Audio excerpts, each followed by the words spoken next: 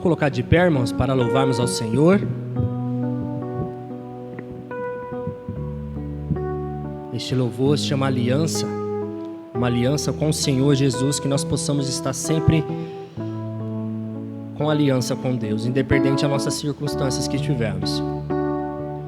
Que você possa colocar na presença do Senhor neste momento do louvor, de toda adoração, em nome do Senhor Jesus.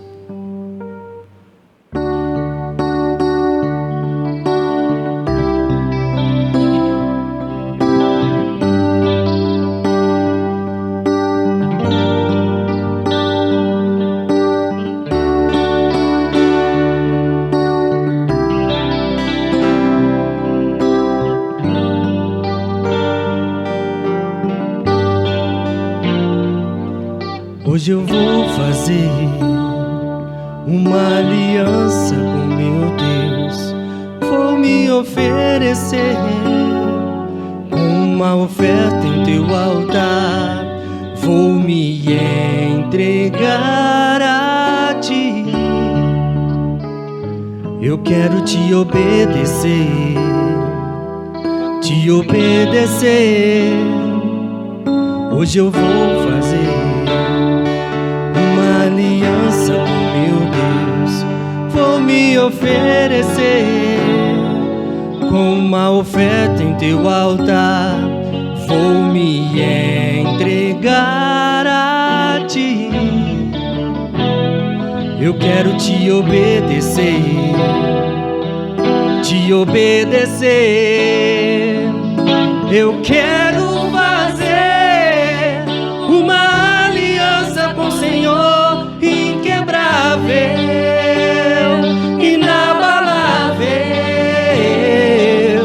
Eu quero fazer uma aliança com o Senhor, meu Deus,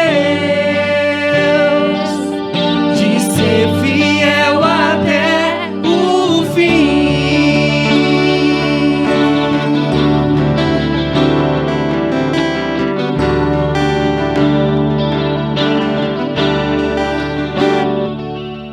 Hoje eu vou fazer uma aliança com meu Deus. Vou me oferecer uma oferta em teu altar. Vou me entregar a ti. Eu quero te obedecer, te obedecer. Eu quero fazer uma aliança com o Senhor, inquebrável, inabalável. Eu quero fazer uma aliança com o Senhor, meu Deus,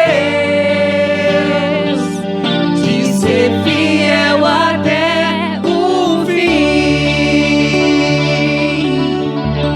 A igreja canta conosco. Eu quero fazer Uma aliança com o Senhor, inquebrável, Louve, irmãos. Clame ao inabalável.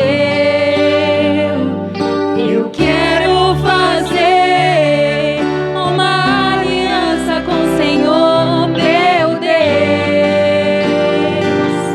de ser fiel até o fim.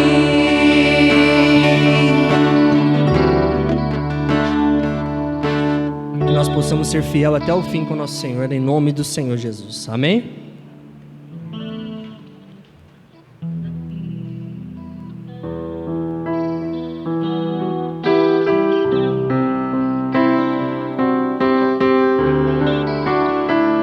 E que a Ele nós podemos render toda a honra e toda a glória ao nosso Jesus. Porque é só por Ele e para Ele que estamos aqui na casa do Senhor, em nome de Jesus.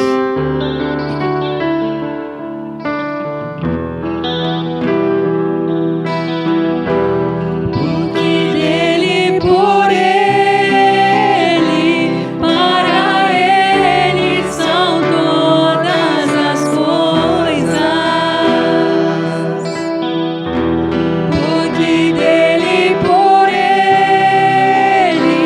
para ele são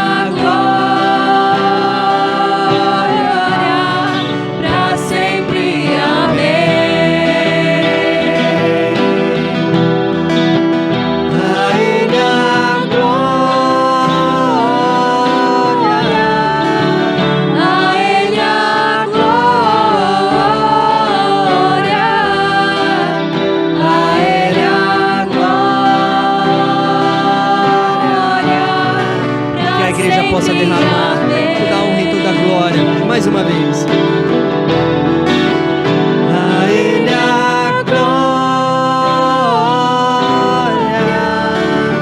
A Ele a glória. A Ele a glória. Pra sempre. Amém.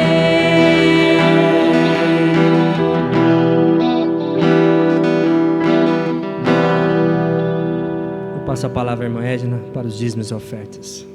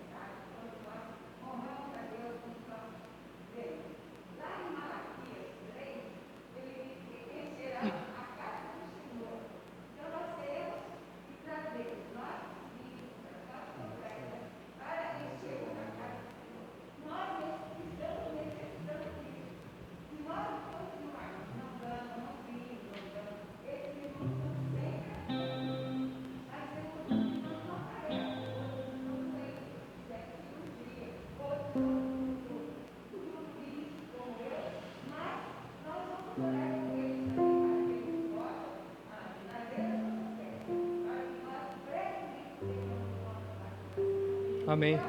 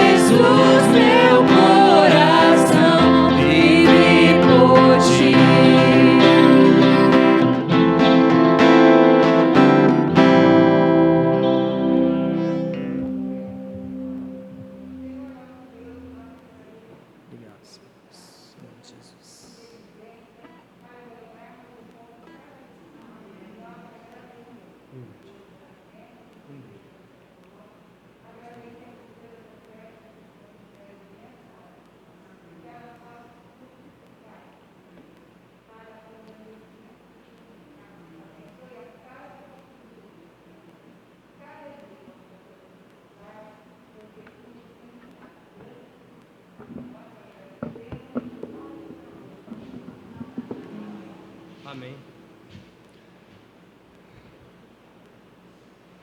Passo a palavra ao pastor Walter. Meus queridos, é um prazer estar aqui. Para quem não me conhece, eu sou o pastor Walter Campelo, sou professor do Seminário Batista aqui do Nordeste Paulista, sou professor do Seminário Teológico Batista de Guarulhos, sou pastor já desde 2008, e estava até recentemente no processo de plantação da primeira igreja batista lá na cidade de Brodowski, e tenho trabalhado direto com a questão da palavra de Deus, a Bíblia. Então, tempo de dedicar realmente às coisas de Deus. Amados, quando me pediram que falasse aos irmãos, pensei muito a respeito do que dizer, do que mensagem trazer, o que falar nesse tempo que nós estamos vivendo, tempo de dificuldade, tempos de incertezas, e Deus me inflamou o coração para trabalhar com os irmãos um determinado texto específico da palavra de Deus, que está no livro de Lamentações. Lamentações, no capítulo 3.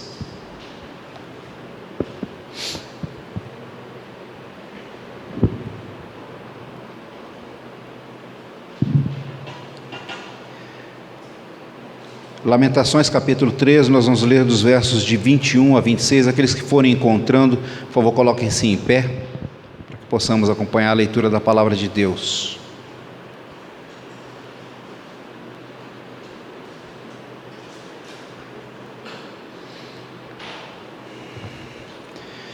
Lamentações é um livro que foi escrito pelo profeta Jeremias ao final do seu ministério.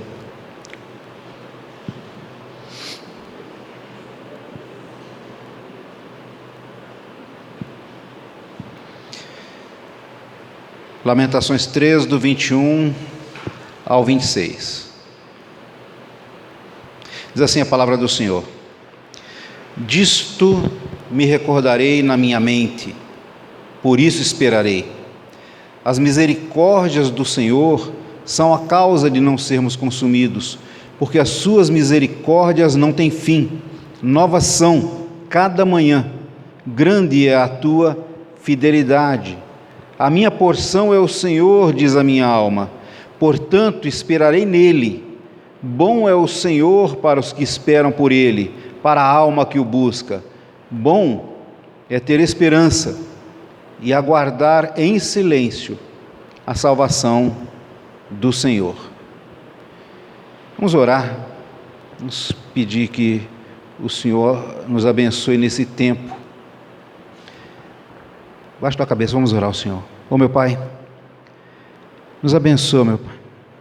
Toma conta de nós, para que nós possamos de fato compreender a Tua palavra, para que nós possamos de fato entender o que aqui será pregado, para que isso possa fazer diferença nas nossas vidas, para que a Tua palavra possa, Senhor, de fato, ter em nós um efeito transformador. Cuida de nós, Senhor. Eu te peço em nome de Jesus Cristo, nosso Senhor. Amém. Vamos sentar, meus queridos.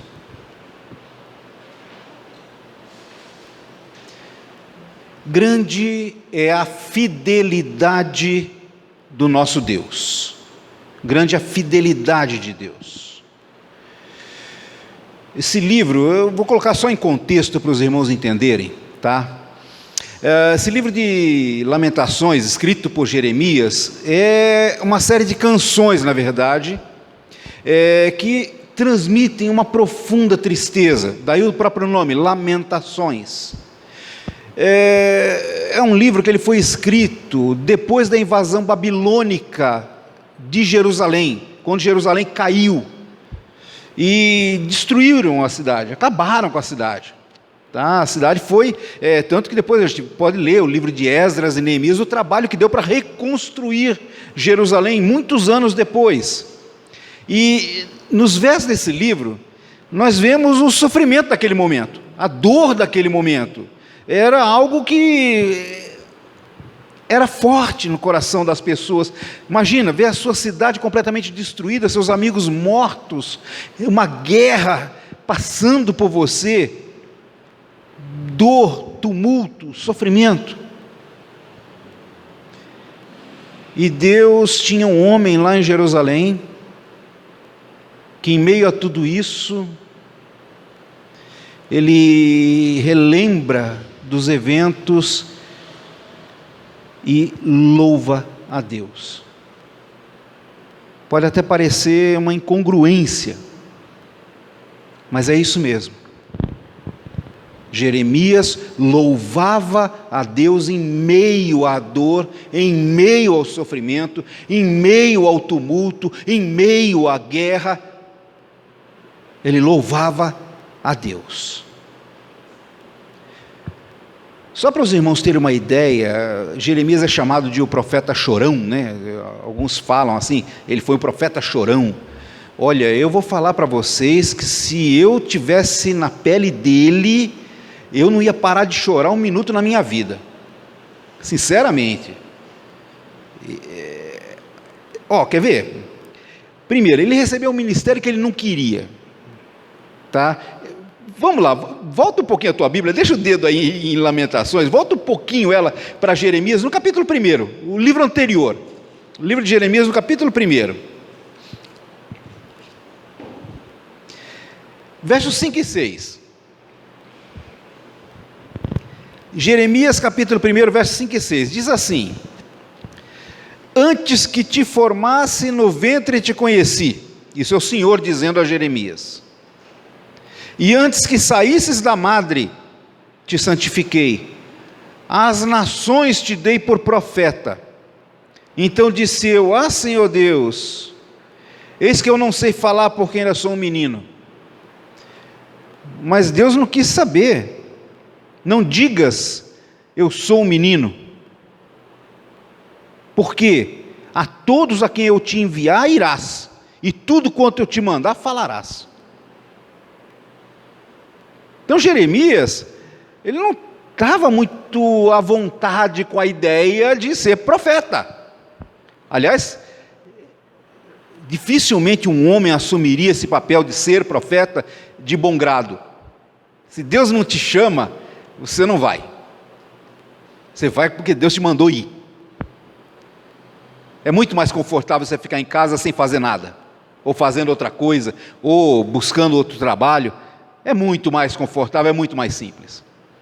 Essa coisa de ser profeta tem que ter chamado divino mesmo. Deus tem que chamar. Ele foi chamado então para um ministério, e ele pregava era o quê? Era destruição iminente. Quer ver? Anda um pouquinho aqui para os versos 9 e 10. Dá uma olhada. E estendeu o Senhor a sua mão e tocou-me na boca e disse-me o Senhor: eis que põe as minhas palavras na tua boca. Olha, ponho-te neste dia sobre as nações e sobre os reinos, para arrancares e para derrubares e para destruíres e para arruinares, e também para edificares e para plantares. Ele até levou algumas palavras de edificação e plantação. Problema, tá? É que ninguém ouviu. O problema é que ninguém ouviu. Ele foi proibido de casar, para vocês terem ideia, tá? Deus chega para ele, capítulo 16, aqui no livro de Jeremias, avança um pouquinho aí, capítulo 16.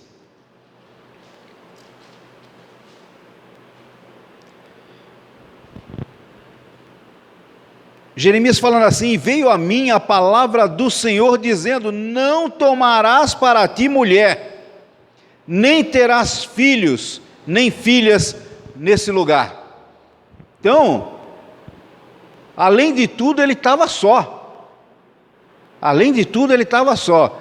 Eu não consigo me ver só, sem a minha querida esposa, eu ficaria absolutamente inválido. Ela é parte de mim, tá? Mas para ele não, ele tinha que ir só. Imagina. E tristeza, gente. Ele chorava pelo pecado do povo. Volta um pouquinho aí, verso capítulo 9. Olha como é que ele se reportava a respeito da situação. Ele dizia assim: se a minha cabeça se tornasse em águas, e os meus olhos numa fonte de lágrimas, então choraria de dia e de noite os mortos da filha do meu povo. Tinha gente morrendo ali. Muita gente. E ele chorava. E ele sofreu com isso tudo. Ele chegou a pensar em deixar o ministério, por causa do sofrimento. Ele pensou nisso. Jeremias, olha o capítulo 20, verso 9. Vamos lá.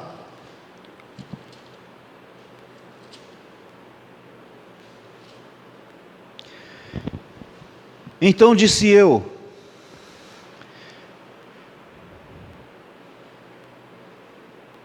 não me lembrarei dele, e não falarei mais no seu nome, mas isso foi no meu coração como fogo ardente, encerrado nos meus ossos, e estou fatigado de sofrer e não posso mais. Veja a fala de um homem cansado. Ele estava no limite dele. E por fim, acabou preso pelo rei. Jerusalém sitiada pelos babilônios, pelo exército babilônio, cidade sitiada, e aí o rei prende Jeremias. Quer ver? Vai lá no capítulo 32. 32, versos 2 e 3. Olha o que diz aí. Ora, nesse tempo o exército do rei de Babilônia cercava Jerusalém. E Jeremias, o profeta, estava encerrado, preso, no pátio da guarda que estava na casa do rei de Judá.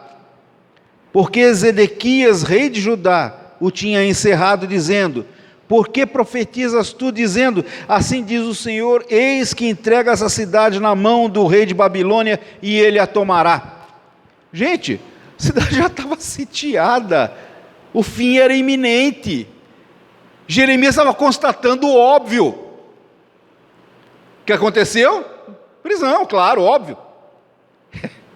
Vai constatar o óbvio? Imagina. Foi preso.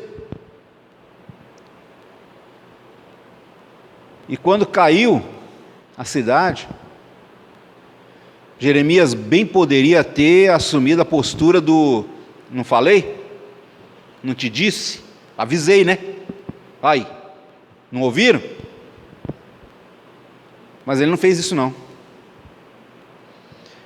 E quando a cidade caiu, acho que tem o livro de Lamentações. E aí, vamos lá, vamos voltar para o livro de Lamentações.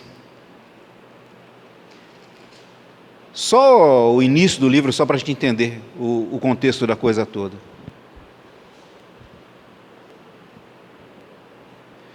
Vamos ler aí os 5 primeiros versos aqui do livro, só para a gente ter esse contexto na cabeça. Diz assim: como está sentada solitária aquela cidade antes tão populosa, tornou-se como viúva a que era grande entre as nações, a que era princesa entre as províncias, tornou-se tributária.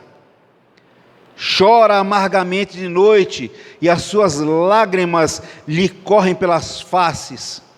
Não tem quem a console entre todos os seus amantes, todos os seus amigos se houveram aleivosamente com ela, tornaram-se seus inimigos. Judá passou em cativeiro por causa da aflição e por causa da grande servidão. Ela habita entre os gentios, não acha descanso. Todos os seus perseguidores a alcançam. Entre as suas dificuldades, os caminhos de Sião pranteiam, porque não há quem venha à festa solene. Todas as suas portas estão desoladas, os seus sacerdotes suspiram, as suas virgens estão tristes, e ela mesma tem amargura. Os seus adversários têm sido feitos chefes, os seus inimigos prosperam, porque o Senhor a afligiu por causa da multidão das suas transgressões. Os seus filhinhos foram para o cativeiro na frente do adversário. Gente, não dá para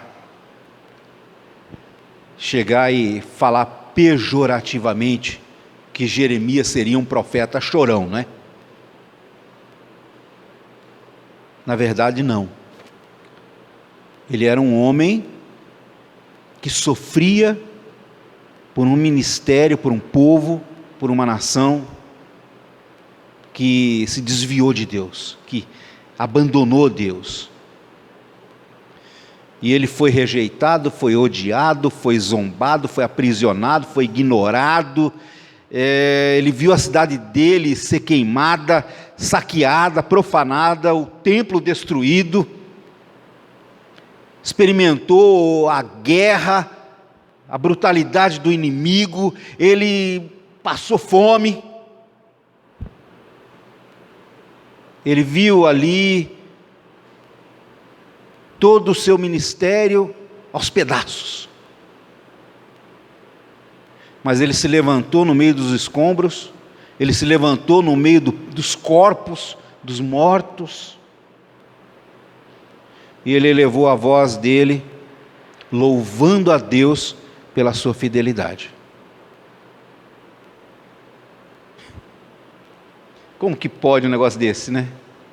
Como que pode alguém, em meio a tanta tribulação, em meio a tanto problema, ter uma compreensão de quem Deus realmente é? A única maneira é através da ação do próprio Deus na tua vida. Deus tem que agir na tua vida para que você consiga, em meio às dificuldades, em meio à dor, em meio à tribulação, em meio ao sofrimento, conseguir levantar a voz, erguer a voz e dizer: Senhor, o Senhor é fiel.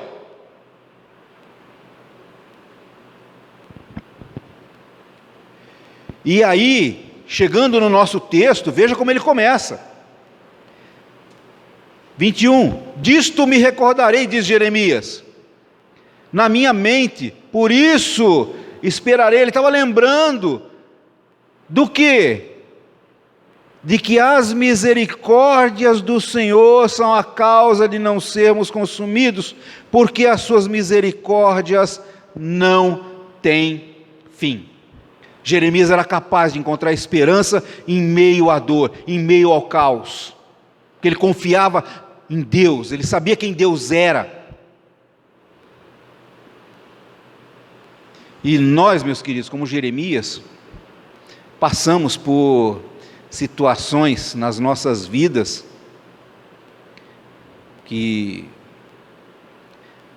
acho que não chegam perto do tipo de destruição que Jeremias enfrentou, mas que são difíceis, são duras. A dor é real, o sofrimento é real.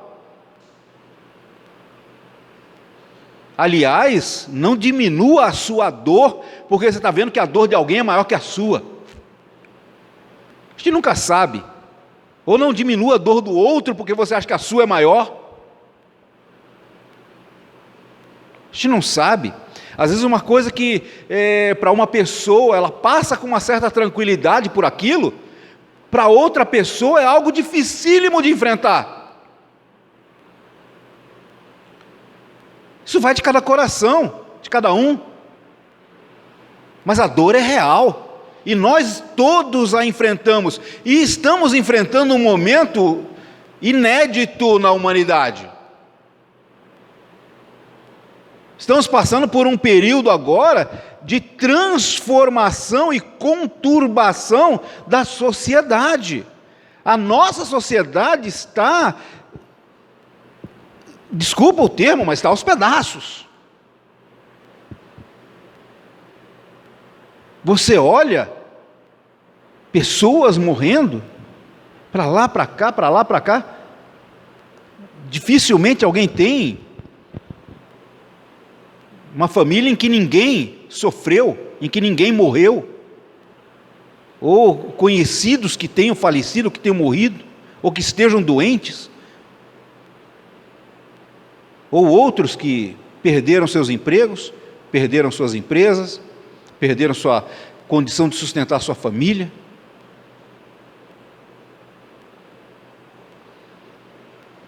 E a situação não tende a melhorar. Está vendo aí, o que a gente está vendo é ainda muita dor e muito sofrimento por um bom tempo.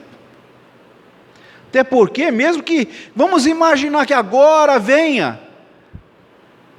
a vacina, ok? Quanto tempo para reconstruir os escombros do que já aconteceu?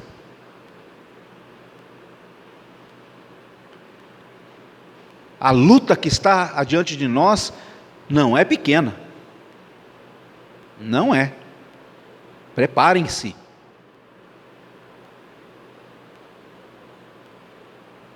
Agora, ainda bem que a Bíblia dá provas esmagadoras da fidelidade de Deus. Deus é fiel a nós. Verso 23, novas são a cada manhã as misericórdias do Senhor, grande é a tua fidelidade. A fidelidade de Deus é grande. Quando a gente pensa em fidelidade, a gente pensa no quê? Firmeza, constância, não é isso? Regularidade. Deus é fiel, Ele é constante, Ele é regular, Ele está lá.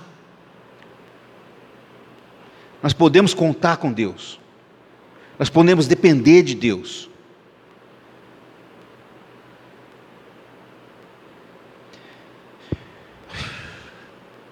Nós podemos ter certeza que nós vamos enfrentar tempestades. Vamos sim, estamos enfrentando tempestades pesadas, nuvens escuras,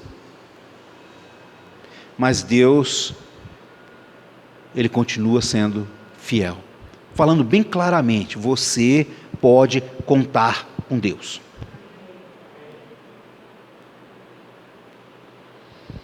E olhando para essa passagem, eu queria trabalhar 3 palavrinhas aqui que me chamam muito a atenção e que podem trazer para a gente realmente um alento diante de tudo que nós estamos vivendo. A primeira, verso 22, as misericórdias do Senhor são a causa de não sermos consumidos. A primeira palavra que eu queria tratar aqui é misericórdia. Amor, graça, bondade. O ser divino que ama o ser humano. Isso é a misericórdia de Deus. Porque se não fosse pela misericórdia de Deus, nós seríamos literalmente consumidos. E rápido. Mas Deus não permite isso. Deus cuida, Deus ama, Deus trata. Jeremias aqui parece que está relembrando que foi a graça de Deus que tirou Israel da escravidão do Egito. Eles ficaram lá escravos, estavam sofrendo, mas Deus foi lá com mão poderosa e tirou aquele povo do Egito. Colocou aquele povo na Terra Santa. E agora, quando pelos seus pecados o povo estava sendo castigado por Deus, Jeremias tinha absoluta certeza que Deus iria restaurar o povo. Como fez? Como fez? Muito tempo depois da vida de Jeremias, mas fez. Jeremias não chegou a ver esse dia, mas ele tinha confiança no Deus Todo-Poderoso e misericordioso.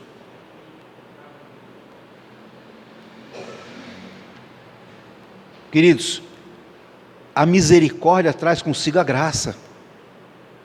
A misericórdia traz consigo o cuidado do Senhor.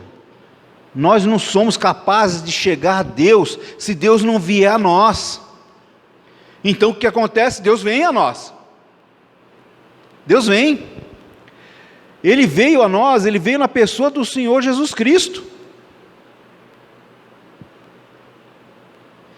E isso é o que? É graça, gente, como está lá em Efésios, e nos vivificou, estando vós mortos em ofensas e pecados.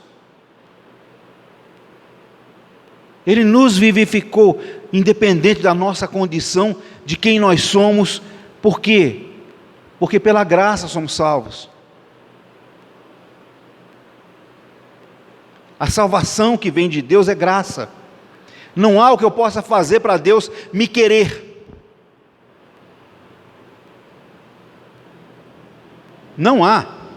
Aliás, nem tentem. Não funciona desse jeito. Não tentem ser bonzinhos para Deus querer vocês. Não funciona. Vocês não conseguem, ninguém consegue. Tá? Ninguém consegue. Vejam bem, é uma coisa simples de entender.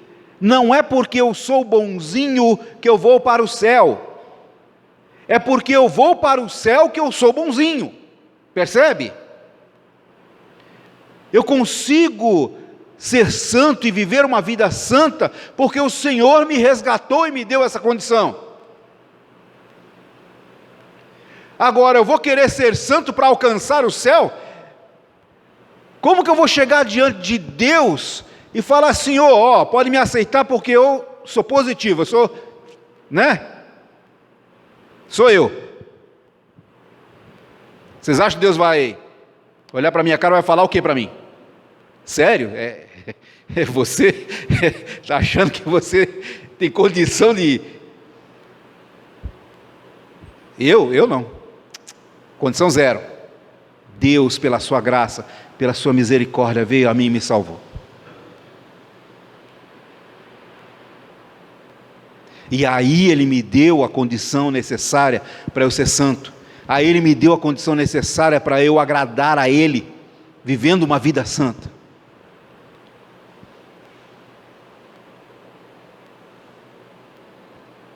Deus vem a você, pela sua misericórdia. A graça de Deus, ela garante também que nós vamos ficar com Deus. A graça de Deus, ela não nos alcança somente quando nós estamos perdidos em pecados. Ela nos mantém depois. Percebam, estávamos perdidos em pecados, veio a graça e nos salvou pela misericórdia de Deus. Ok. E depois, somos sustentados por essa mesma graça, por essa mesma misericórdia, que se renovam a cada manhã.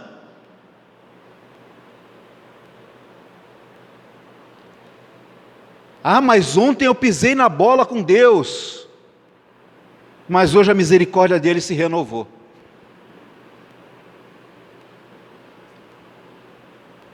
Deus cuida de nós. E olha, ainda bem que a salvação está a cargo do Senhor, e não a nosso cargo, né? Não só a salvação, mas a manutenção da salvação.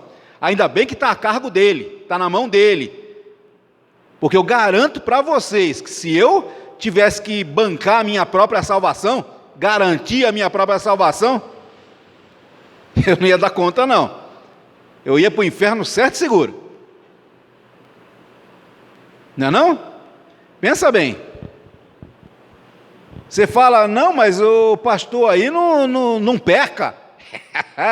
Uhum.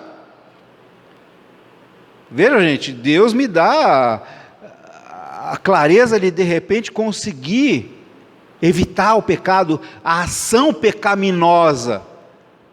Mas não passa pela cabeça, a certas horas, um ou outro pecadinho que você, de repente, numa outra situação, você fala, olha aí, né?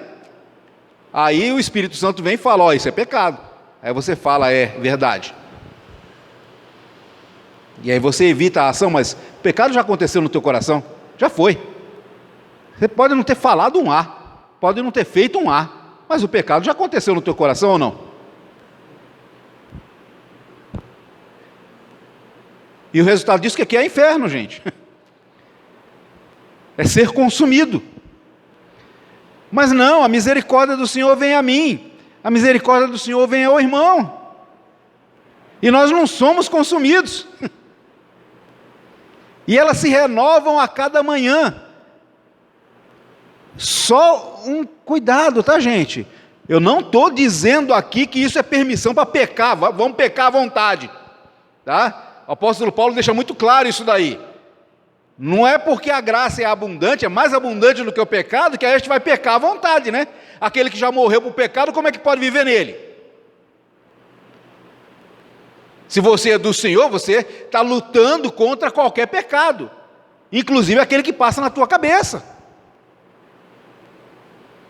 Encher o coração com as coisas de Deus, com as coisas do Espírito, para você pensar nas coisas de Deus e nas coisas do Espírito. Para você falar as coisas de Deus, porque a boca fala o que o coração está cheio. Amados, Deus é fiel naquilo que Ele faz por nós. Deus é fiel nos seus dons, naquilo que Ele nos dá. Deus é fiel na sua natureza, nas suas características, naquilo de bom que Ele traz para cada um de nós, sempre. Sempre. Deus é bom.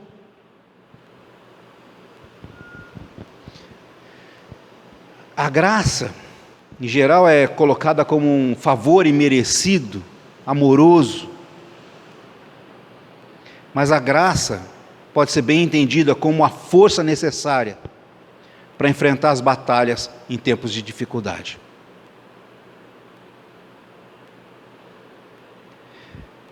Eu não sei quanto aos irmãos, mas eu olho para um texto como esse e isso me enche o coração de esperança.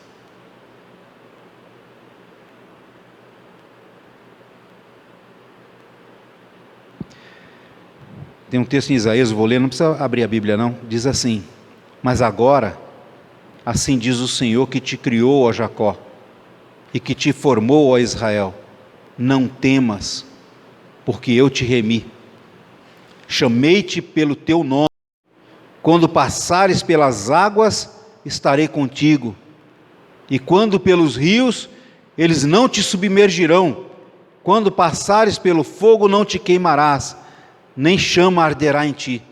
Isaías 43. Deus está contigo, Deus está conosco, a presença de Deus cuida de nós. Portanto, eu esperarei nele. Verso 24, a minha porção é o Senhor, portanto esperarei nele. É a segunda palavrinha. Esperar em Deus. Esperar em Deus. E por fim, a terceira palavra que eu queria chamar a atenção dos irmãos, está no verso 26. Bom é ter esperança e aguardar em silêncio a salvação do Senhor. A terceira palavra é esperança. Não percam a esperança. Não desanimem, não vivam a vida em ansiedade, em desânimo.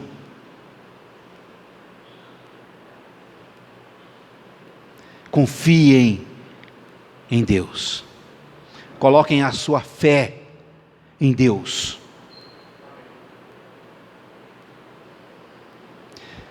Amados, Deus é fiel. Deus satisfaz, Deus sustenta, Deus salva, Deus cuida, Deus alimenta. Deus te dá tudo. Confia nele.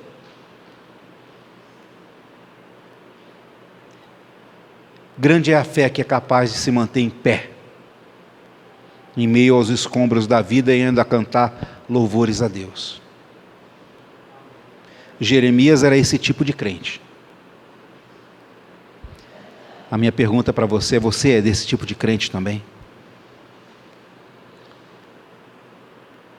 E eu queria orar para que cada um de nós fosse esse tipo de crente. Que em meio às dores, em meio ao sofrimento, em meio às lutas, em meio às tribulações, em meio às incertezas, em meio a seja lá o que venha, nós nos levantemos e falemos: Senhor, nós esperamos em Ti, a nossa esperança está em Ti, porque nós sabemos que a Sua misericórdia se renova a cada manhã. Baixa a tua cabeça, vamos orar ao nosso Deus. Ô meu Pai, cuida de nós, Senhor, cuida do Teu povo aqui reunido, cuida daqueles que estão nos ouvindo,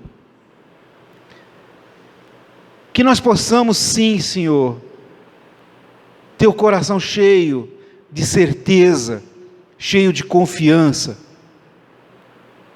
de que enfrentaremos desafios, tempestades, provações, cada um de nós, mas que nós tenhamos sempre na lembrança que o Senhor sempre esteve ao nosso lado, o Senhor está ao nosso lado e o Senhor estará sempre ao nosso lado.